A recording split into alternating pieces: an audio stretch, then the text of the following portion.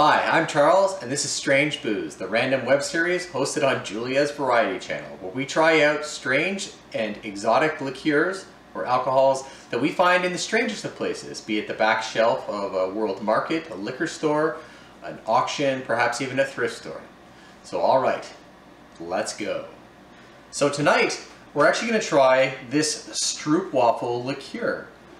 What's interesting about this is it's not the Van Meer's Stroopwaffel liqueur, which is the most well-known of them. Instead, it's a liqueur that I picked up at World Market. And the reason I was able to pick it up at World Market in Virginia is that it's actually a wine-based liqueur. It's an apple beet wine with grain-neutral spirits added. It really has a delicate bouquet of caramel and waffle, and you'll really notice that if you give it a kind of a smell immediately as you open it. So we're going to give it a little bit of try, just straight in a shot glass. And then after that, we try to mix a couple cocktails up to take advantage of this. Okay, so a small pour because I'm going to be making a couple more drinks.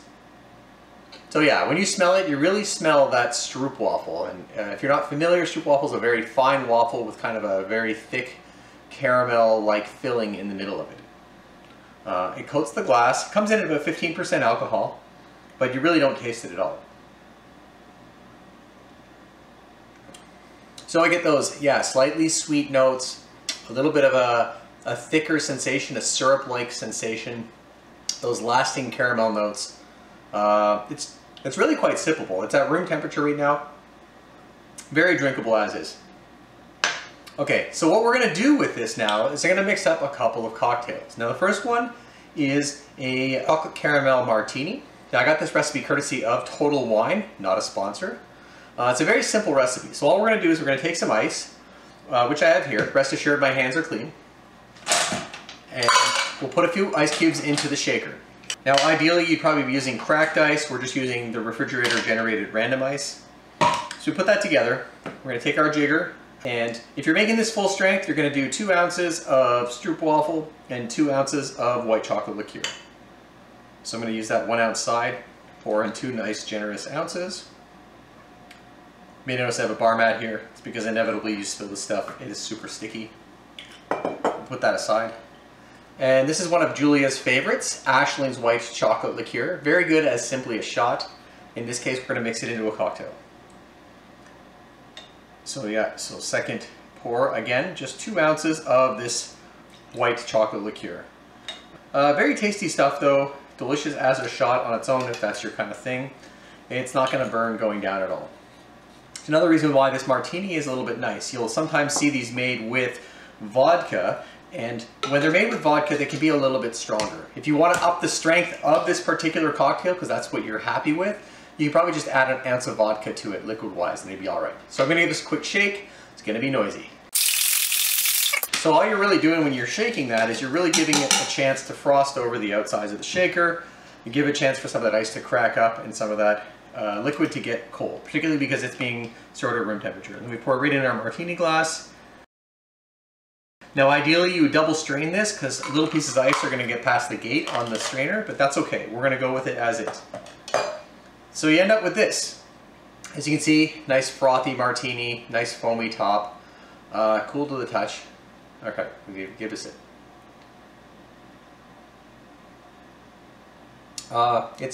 It's very good.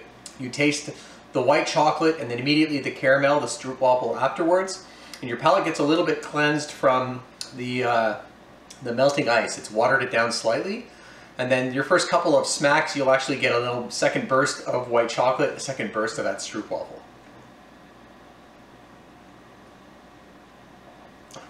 Nice full mouthful. Again, the beauty of this martini is it's not as strong, like I said, of a typical vodka martini. So it's very drinkable. You'll find yourself going back for multiples of these guys. So I'm going to put this one aside. Okay, so for our second cocktail, we're going to try something a little bit different. This is something Julia and I kind of worked up in the test kitchen, as it may be. We haven't really come to a name. I'm trying to toy around with maybe something gin or a caramel rum cake or something like that. But the basic ingredients of it are the Stroopwaffel liqueur, so that caramel base. Rum agricole, we could probably use a nice white rum as well. Gin, lime juice, and ginger beer. And the ginger beer gives it a little bit of that spiciness at the end. and it just is a nice effervescent kind of finish to it. So what we're going to do, again, we're going to take our ice, we're going to put a bunch of cubes into the shaker. Again, my hands are clean. Then we're going to assemble the cocktail in the shaker. Now this time we have half an ounce of the Stroopwaffel liqueur, because it's really sharing the space with a bunch of these other liqueurs here as we go. So we drop that in, and we're going to quickly switch over to half an ounce of, in this case it's rum Barbancourt 4 stars. This is a rum agricole from Haiti. It gives it a little more aged character, but I think a nice white rum would just be just as fine probably. I happen to like the agricole and the balance it gives it. Let's put a half ounce of that in. Then we have a half ounce of gin. It's just a generic new Amsterdam Stratosphere gin here. Use your favorite gin in Plymouth or Tanqueray, or any London Dry really is probably fine. So put a half ounce of that in. Oops! We throw the cap in the ice jug. At least it didn't go on the floor. Then we're going to put 3/4 an ounce of lime juice. Now fresh squeezed is preferred, but we're in the middle of a Little World event. Maybe not going out as often to pick up fresh limes as we should. Instead, I stocked up on a bunch of this stuff. Again, I prefer the fresh limes. So 3/4 an ounce of that.